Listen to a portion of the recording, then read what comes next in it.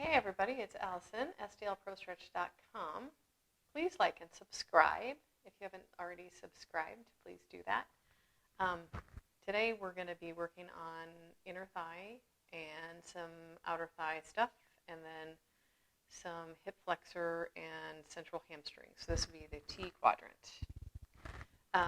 There's some kneeling stretches. I'll try to give some options if kneeling isn't a possibility for you, but just pad it up under those knees as best you can if you have a sensitive kneecap. All right, we're going to come to the mat. Remember, don't work through pain. Always work within your range of motion. And we're always moving and always resisting. So let's come over to the mat. We're going to start out with the adductor stretch. So I'm going to bring my right foot out to the side. This is a great one because we're going to actually get two stretches in one. This is also a lat stretch. I'm going to take my left arm up and behind my head, and then I'm going to hook my right hand onto the elbow. And I'm going to push the elbow into the hand as I lean to the right. I'm going to push my right foot into the mat as I come down, and then come right back up again. So I'm getting a lat stretch and inner thigh stretch all in one. Now, often when I do this stretch, I get a cramp in my TFL. And that's a problem-solving thing. So the TFL is right there. It attaches to your IT band. So to stretch it, if you're getting a cramp there, which some of us may, I'm going to take that leg and swing it behind my left. So my knees are crossed, my feet are open out to the side as much as I can. I'm holding onto these blocks. And this might be enough stretch for you. You can kind of push that hip out to the right and stretch it. Otherwise, you're going to come up for that deep TFL stretch and then lower back down again. So we've got TFL, pulling my knees together, and then if you want, kind of kick that hip out to the side, really get into that. It's a hard muscle to stretch, but it's not impossible to stretch. And then we'll go to the other side. So if you had a cramp, you would do that, and then come back to this stretch and try it out again.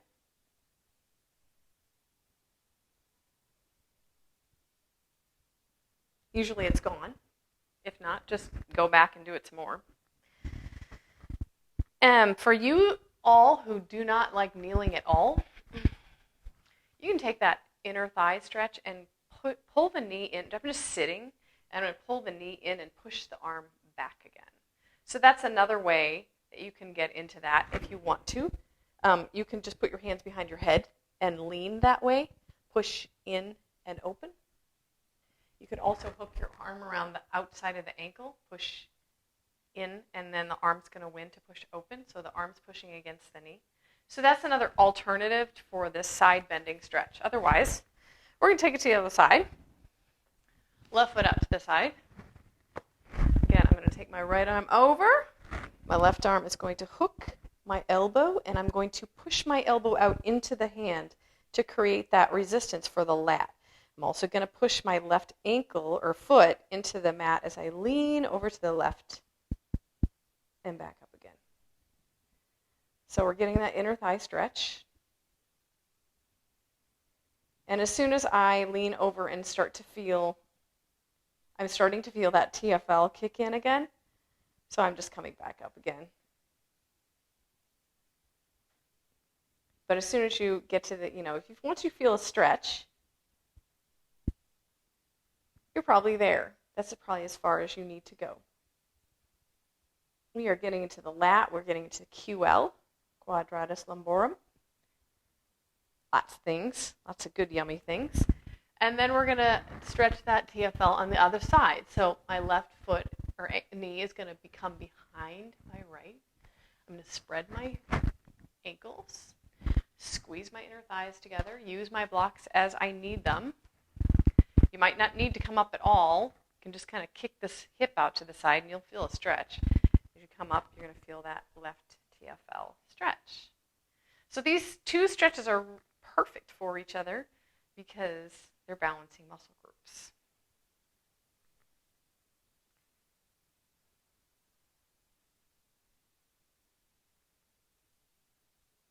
Oh, that feels good to me today. Yeah, really nice.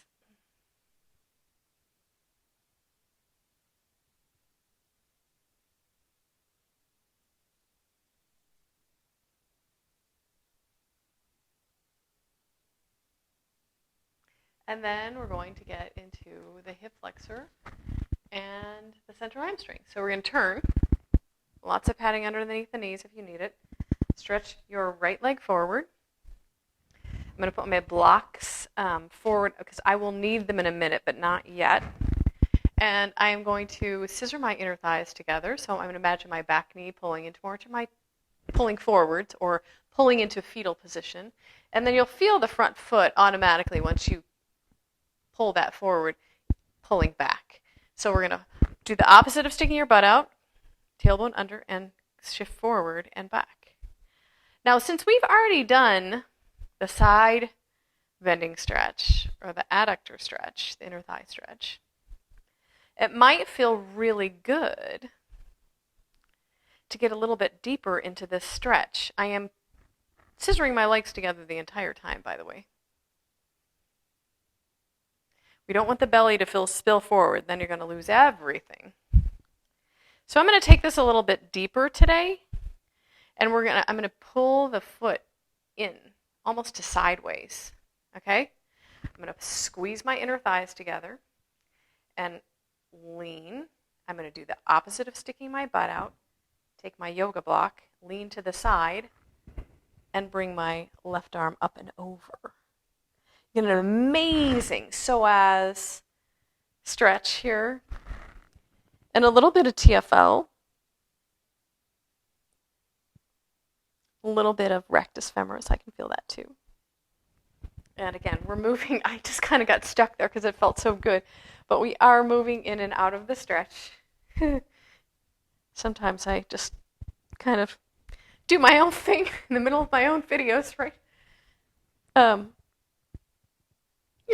After you do it a few times, it feels too good to hold it. This is very similar to side angle in yoga, so, it is kind of taken from a yoga pose. And then we're going to stretch that central hamstring. So I'm going to face, again, I've got my hands on the blocks, and I'm going to pull this heel toward me, pull the right heel toward me, and then back it up as I contract the heel toward me. So it's forward and back.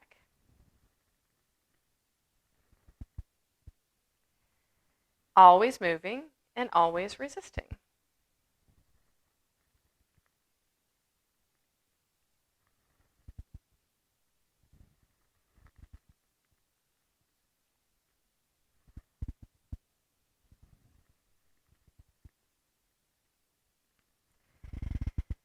Six to 8 reps, maybe more.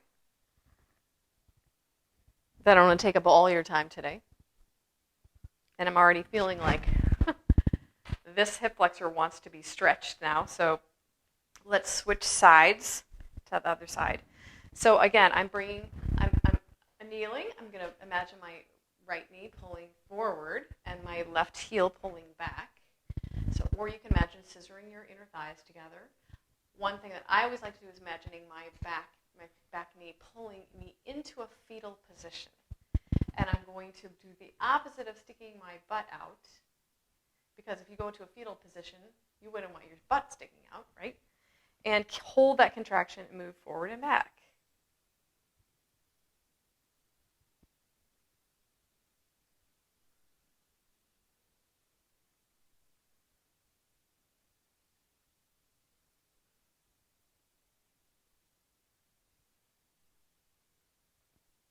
That's what this leg wanted when I was in the other stretch.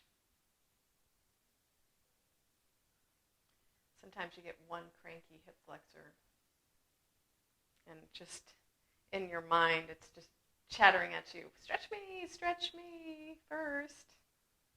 And then we're going to do that little turn. So I'm going to bring my foot in, squeeze my inner thighs together. I did kind of scooch my foot out a little bit, as you saw me do that, because I know I'm going to need it for leverage. And I'm going to squeeze my inner thighs together, belly in and up, tailbone under, as I shift to the side, and then I'm going to put my hand on that block and lean, and we've got another lat stretch and another psoas stretch. Whew. Yeah, that's a deep one.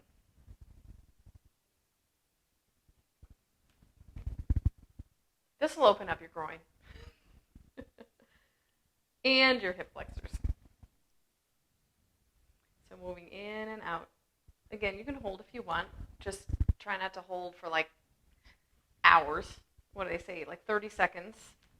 This is dynamic stretching, so we don't hold them. But sometimes it feels good to do a nice 30-second hold after you've warmed up the muscle like this. And then we'll move back to the hamstring stretch. So I'm going to pull the heel in toward me and pull my hips back as I keep pulling the heel toward me. So this is warming up the hamstring. I pull my toes back towards me, but you don't have to. You could keep your toes pointed. It just feels more natural for me to do it that way. And I think I get a better stretch, maybe. I don't know.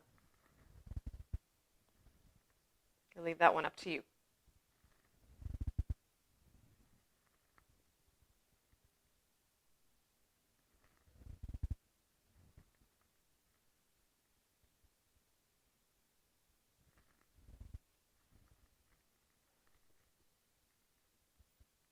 Again, 6 to 8, 8 to 12 reps, something like that. And however much resistance you want to give. Maybe as you come forward, your hip flexor is cramping up. Go back to the hip flexor stretch and do it again.